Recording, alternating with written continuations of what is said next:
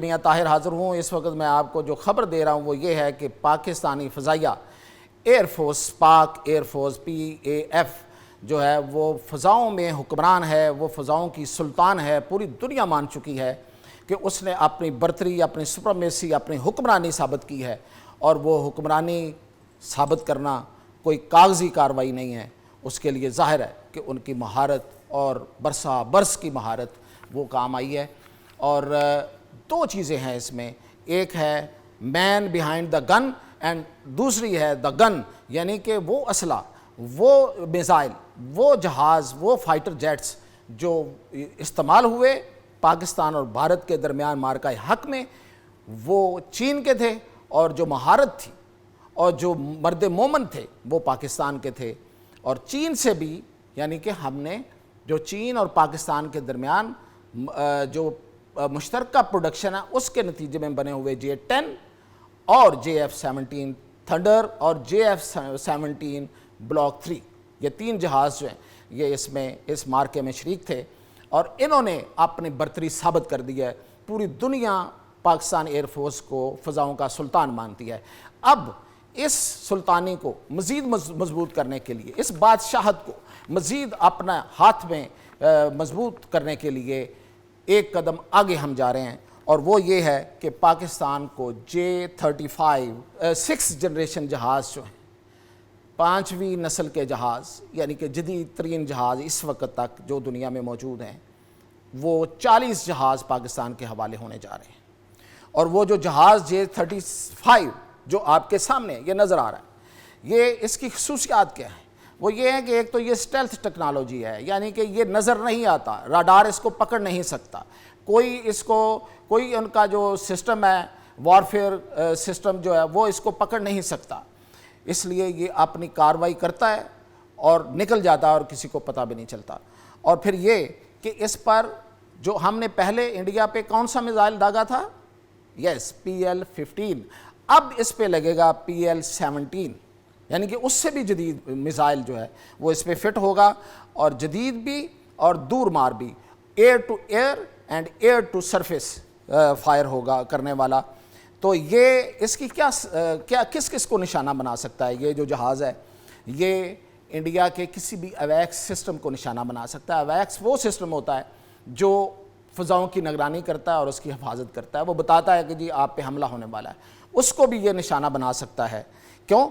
کہ یہ سٹیلتھ ہے، یہ نظر نہیں آتا۔ یہ S-400 جو ان کے پاس ایک رہ گیا ہے اس کو بھی یہ نشانہ بنائے گا۔ یہ اسرائیل سے آئے ہوئے اس سسٹم کو جو ان کی فضاؤں کی نگرانی کے لیے اسرائیل نے ان کو دیا ہے،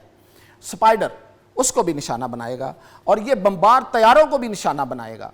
کیونکہ یہ تو نظر نہیں آتا، اور سپر سونک، یعنی کہ آواز کی رفتار سے زیادہ تیزی سے چلنے والا، اور یہ الیکٹرانک وارفیئر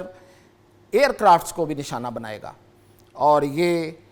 اس کا جو راڈار ہے وہ 400 کلومیٹر تک اپنے ارد گرد آنے والی کسی چیز کو پکڑ سکتا ہے، سمجھ سکتا ہے، اس کو نشانہ بنا سکتا ہے، یہ اس کی خصوصیت ہے۔ اور اس 400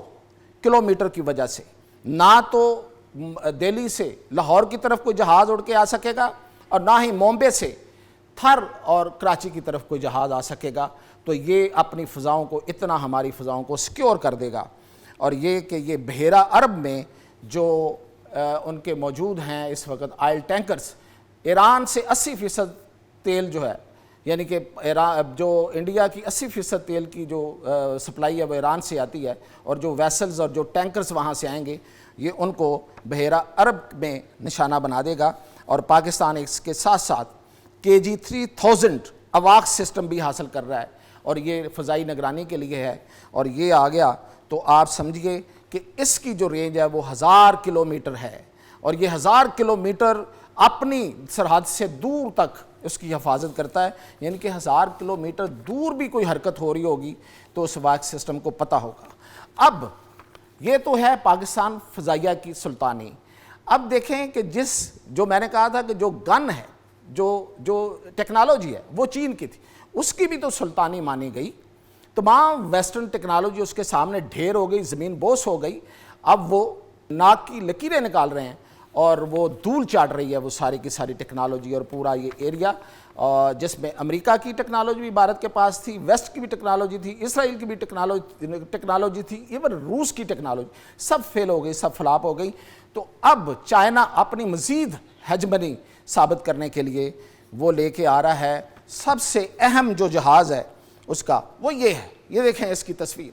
اور اس کا کروفر دیکھیں، اور یہ اتنا، اس کی کیا خصوصیت ہے، یہ بھی اسٹیلتھ ہے، یہ بھی نظر نہیں آتا، لیکن سب سے بڑی بات یہ ہے کہ یہ فضا میں سپیس کے بہت قریب جا کے، یعنی کہ اتنا ہائٹ میں جا کے یہ اڑ سکتا ہے، یہ 100 کلومیٹر سے نیچے، یہاں سے زمین سے اوپر 100 کلومیٹر نیچے یہ اپنی پرواز کر سکتا ہے، اور عام جہاز جو ہیں وہ یہاں ہوتے ہیں 20 کلومیٹر،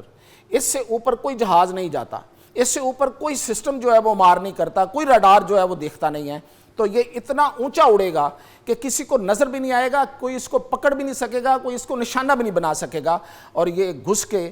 اندر تک گھس کے اپنی کاروائی کرے گا سکون سے اور واپس آئے گا، یا ادھر ہی کھڑا رہے، اس کی مرضی۔ اس کی وجہ یہ ہے کہ فضاؤں کے اوپر فضائیں جو خلا کے بالکل پاس، وہ سب اب چائنا اور پاکستان کی سلطانی ہے، وہاں پہ حکمرانی ہے، اور یہ وہ والا جہاز ہے جس کے مقابلے میں امریکہ نے ابھی